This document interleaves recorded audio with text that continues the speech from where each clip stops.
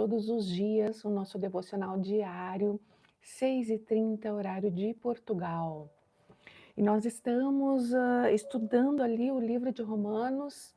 Ontem nós iniciamos o primeiro capítulo e as lives anteriores nós fomos lá, começamos primeiro por Romanos 12 e tivemos toda uma explicação, toda uma leitura. A nossa intenção é ler a palavra de Deus e assim como eu aprendo todos os dias olhando para essa palavra, me aprofundando nessa palavra, o intuito desse devocional é justamente esse, que nós entreguemos o início do nosso dia, os primeiros instantes, antes do nosso trabalho, antes de começarmos a nossa jornada diária, que a gente possa entregar ao Senhor, a que nós possamos dedicar a Ele e que nós possamos nos alimentar desse alimento nutritivo que vem através da palavra de Deus. Então vamos orar e já vamos começar. Nós paramos lá no versículo 18 e nós vamos falar um pouquinho mais sobre isso. Senhor, nós te agradecemos, meu Deus, por esse tempo. Te agradecemos pela tua presença. Te agradecemos pela oportunidade de podermos estar aqui com a tua palavra, Senhor, em mãos. Podemos olhar para a tua palavra, podemos estudar a tua palavra, Senhor. Sabemos que tantos irmãozinhos e irmãzinhas não têm acesso a essa palavra, Senhor. E são muitas vezes, ó Deus, oprimidos, ó Senhor, por crerem em Ti, Jesus. E nós que estamos aqui com liberdade para isso, muitas vezes e tantas vezes, ó Deus, nós não damos a importância necessária ao Teu nome, Jesus. E nós, nesse tempo, te pedimos, Senhor, vem com a Tua misericórdia, vem com o Teu Santo Espírito e nos ajuda, Senhor, nas nossas fraquezas. Abre o nosso entendimento, abre os nossos corações, abre os nossos olhos, Senhor, para que nós possamos ver mais de Ti e que nós possamos aplicar essa palavra, aplicar os Teus princípios na nossa caminhada diária. Te agradecemos e te pedimos, sê conosco, Espírito de Deus, em nome de Jesus. Amém e amém. Então, ontem, quando nós iniciamos aqui o capítulo 1 de Romanos, nós fomos ali até o versículo 17, Paulo ali começa dando uma explicação sobre quem ele é, e ele começa falando, olha, eu sou escravo de Cristo, apóstolo do Senhor, mas escravo de Cristo. E aí ali ele vai falando, né, das vontades dele, sobre as boas novas, aonde que ele está levando as boas novas e da vontade dele de ter ido a Roma e foi impedido tantas vezes. E nós falamos ontem, a meditação de ontem era sobre também os nossos planos, né? Aquilo que nós fazemos de planos, e não tem nada de errado nisso, mas que tantas vezes não são os planos do Senhor. E hoje nós vamos falar sobre o título da minha Bíblia. Minha Bíblia é uma Bíblia nova versão transformadora, NVT, uma Bíblia para mulheres com estudo. E nós vamos falar que o título da minha Bíblia fala A Ira de Deus contra o Pecado. Então o Paulo vai explanar aqui, é um conteúdo pesado, mas é um conteúdo que os pecados que ele vai falar aqui, as situações que ele vai falar aqui nesse pequeno trecho, são situações que nós vivemos hoje nesse mundo. A libertinagem sexual, a controvérsia, né, do pecado, daquilo que é santo, daquilo que é pecado, as vestes sujas espirituais, no sentido que muitas vezes a visão é distorcida sobre aquilo que é pecado, sobre aquilo que é verdadeiro, sobre aquilo que é santo. E aqui o Senhor dá uma explicação através de Paulo, o Espírito de Deus dá uma explicação através de Paulo, por que isso acontece. Eu lembro que eu ouvi uma vez uma mãe, era um dia de chuva, era um dia que estava trovejando, e uma mãe falou para a criança, né, o papai do céu tá bravo. E uma pessoa disse, olha, não fala isso pro teu filho, não fala que Deus está bravo. Não, Deus é amor. E eu também, lá atrás, na minha concepção, eu dizia, não, Deus só quer que eu seja feliz. Deus só quer o meu bem. Verdadeiramente, genuinamente, o nosso Deus, ele quer o nosso bem.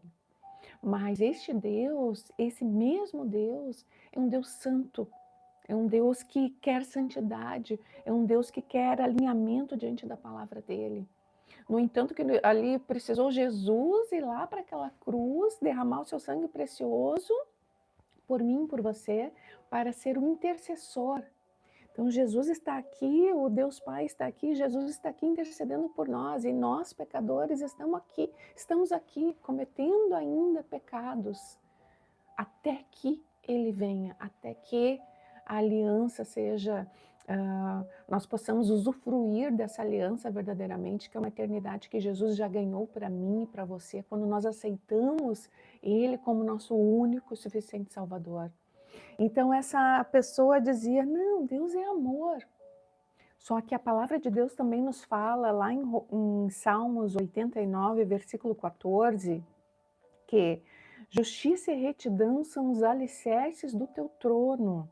Amor e verdade vão à tua frente. Feliz é o povo que ouve o alegre chamado para adorar, pois andará na luz da tua presença. O que é retidão? Eu fui aqui para o dicionário para explicar um pouquinho melhor sobre isso, sobre esse versículo em específico, do Salmos 89, versículo 14. Retidão refere-se à qualidade de quem é íntegro, justo e honesto. Então nós não podemos andar com Deus de qualquer forma, nós não podemos andar com Deus oferecendo sacrifícios deficientes, sacrifícios cegos, sacrifícios mancos. Não, este Deus é santo e Ele quer de nós essa mesma santidade. Então Paulo aqui vai explicar um pouquinho sobre o que acontece em relação ao pecado e o que Deus abomina sobre esse pecado. E o interessante desse texto que nós vamos ler é que, mesmo diante do pecado, a soberania deste Deus continua em evidência. Vamos ler então Romanos capítulo 1, versículo 18.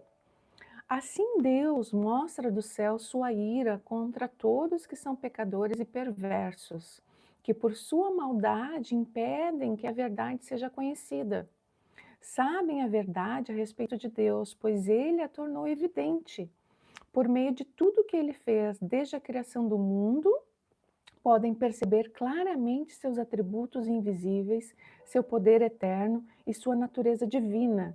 Portanto, não tem desculpa alguma. Ontem eu ainda passei por uma lojinha e essa lojinha dizia assim: a natureza cura. E eu disse, daí estava lá cheio de árvores, cheio de, né? Sim, a natureza cura.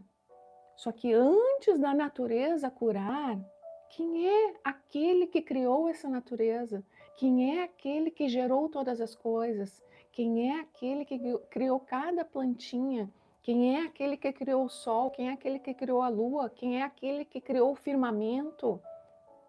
Então a honra precisa ser para este Deus. A soberania precisa ser para este Deus. E aqui mais para frente ele vai explicar um pouquinho mais a respeito disso, que as pessoas trocam a adoração por aquilo que o Criador fez e não pelo Criador. Vamos ler mais para frente aqui. Sim, eles conheciam algo sobre Deus, versículo 21. Mas não o adoraram, nem lhe agradeceram. Em vez disso, começaram a inventar ideias tolas. Com isso, sua mente ficou obscurecida e confusa. Tantas pessoas que estão aí, às vezes a gente vê ali no Instagram, pessoas que vão ali para o meio da mata, para o meio da natureza, abraçar árvores, e isso e aquilo, e fazer rituais. O Senhor abomina isso. Ele está dizendo aqui através da palavra, através de Paulo, aqui através do seu Santo Espírito, que Ele é o único que deve ser adorado, Ele é o único que deve ser honrado, Ele é o único que pode todas as coisas, Ele é o único que pode curar, Ele é o Deus que concede vida, Ele é o Deus que sabe o momento exato que nós vamos finalizar o nosso tempo aqui nessa terra. Ele é o Deus que pode fazer maravilhas. Não há outro, ninguém mais pode fazer. E aí ele continua aqui no 22. Dizendo-se sábios, tornaram-se tolos, trocaram a grandeza do Deus imortal por imagens de seres humanos mortais, bem como de aves, animais e répteis. 24. Por isso Deus os entregou aos desejos pecaminosos de seu coração. Veja, a soberania de Deus continua. Então Deus, eles querem então adorar animais, querem adorar outros ídolos, querem adorar homens, né? Como nós temos aí em outros países, onde as pessoas são obrigadas a adorar imagens ali do seu governador, do seu líder, né? Então aqui o que o Senhor está falando? Ele próprio entrega o pensamento, o coração dessas pessoas à tolice, aquilo que elas estão fazendo, aquilo que elas estão se propondo a fazer, né? E aí no 24 continua. Por isso Deus os entregou os desejos pecaminosos do seu coração.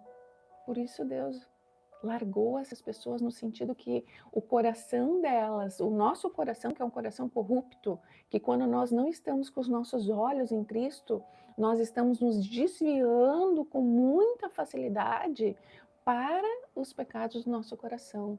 Os pecados carnais, os pecados a cobiça, né? Os pecados sexuais, a ira, a maledicência, a fofoca. E este Deus, então, nos entrega, né? Nos entrega esses pecados do nosso coração. E aí ele continua aqui. Como resultado, praticam entre si coisas desprezíveis e degradantes com o próprio corpo. Trocaram a verdade sobre Deus pela mentira. Desse modo, adoraram e serviram coisas que Deus criou em lugar do Criador, que é digno de louvor eterno. Amém. 26. Por isso Deus os entregou a desejos vergonhosos. Até as mulheres trocaram sua forma natural de ter relações sexuais por práticas não naturais. E os homens, em vez de ter relações sexuais normais com mulheres, arderam em desejo uns pelos outros. Homens praticaram atos indecentes com outros homens e, em decorrência desse pecado, sofreram em si mesmos o castigo que mereciam. Enquanto eu estava lendo essa palavra, eu lembrei de um estudo que eu estava fazendo aqui na minha Bíblia mesmo. Ali no meio, entre o Novo Testamento e o Velho Testamento, tem uma explanação ali sobre as conquistas, né? A conquista dos babilônios, depois a conquista dos persas, depois a conquista dos gregos, e ali falava sobre os gregos, eles tinham eles faziam os esportes, os jovens gregos faziam os esportes, todos eles nus, né? Possivelmente num local em específico ali, mas todos eles nus. Então eram a entrega total. E os gregos, eles eram conhecidos pela busca do conhecimento excessivo, pela busca da sabedoria, né? Mas nós sabemos hoje que a sabedoria humana, aquela sabedoria que não provém do Senhor, porque a sabedoria que provém do Senhor é uma sabedoria santa, é uma sabedoria limpa, é uma sabedoria eterna, uma sabedoria que vem dele. Não há uma explicação, não há uma igualdade, não há uma comparação com a sabedoria deste mundo. E a própria palavra nos fala que aqueles que querem ser sábios com a sabedoria desse mundo se tornam tolos. E aí ele continua aqui. Homens praticaram atos decentes com outros homens e, em decorrência desse pecado, sofreram em si mesmos o castigo que mereciam. 28. Uma vez que consideraram que conhecer a Deus era algo inútil, o próprio Deus os entregou a um inútil modo de pensar, deixando que fizessem coisas que jamais deveriam ser feitas. A vida deles se encheu de toda espécie de perversidade, pecado, ganância, ódio, inveja, homicídio, discórdia, engano, malícia, fofocas, espalham calúnias, odeiam a Deus, são insolentes, orgulhosos e arrogantes. Inventam novas maneiras de pecar e desobedecem a seus pais. Não têm entendimento, quebram suas promessas, não mostram afeição nem misericórdia. Um coração endurecido, né? Sabem que, de acordo com a justiça de Deus, quem pratica essas coisas merece morrer, mas ainda assim continuam a praticá-las. E o que é pior, incentivam outros a também fazê-lo. E nós vamos ficar por aqui hoje. Então, esse texto nos mostra que quando o coração se torna endurecido para o pecado se torna normalizado. O mundo de hoje, a carnalidade, né? O que o mundo nos oferece, a alegria, né? A alegria Não, a minha alegria precisa estar em primeiro lugar. Não, o meu bem-estar precisa estar em primeiro lugar. Os filhos já não obedecem, já não respeitam os pais. A individualidade, as posses são mais importantes do que estender a mão para aquele que precisa, né? Não, o ego é muito mais. Eu preciso estar em evidência, não, eu preciso ter uma posição social melhor do que o meu parente, melhor do que o meu amigo, eu preciso ter uma condição em termos de conhecimento, um doutorado, um isso, aquilo. Não tem nada de errado nisso. Mas quais são as intenções do nosso coração a partir do momento que nós decidimos buscar esses caminhos? E conforme as intenções do nosso coração, nós vamos entender, e o próprio Deus nos vê dessa forma, aonde os nossos olhos estão, o porquê das nossas escolhas, o porquê do caminho que nós estamos escolhendo. E então Ele vai nos entregar aos nossos pecados e o nosso coração vai ficando cada vez mais endurecido, a nossa mente vai ficando cada vez mais cauterizada, porque aí o pecado se torna normalizado. Pode ver, o pecado ele não começa no ato em si, ele começa bem antes. É um olhar que é dado, que não deveria ser dado, é uma palavra que é dada, que não deveria ser dada, e ele vai sendo construindo. Lá em 1 Pedro, se eu não me engano, ele fala que o pecado, ele vai tendo uma gestação. Deixa eu ver se é 1 Pedro ou se é Tiago.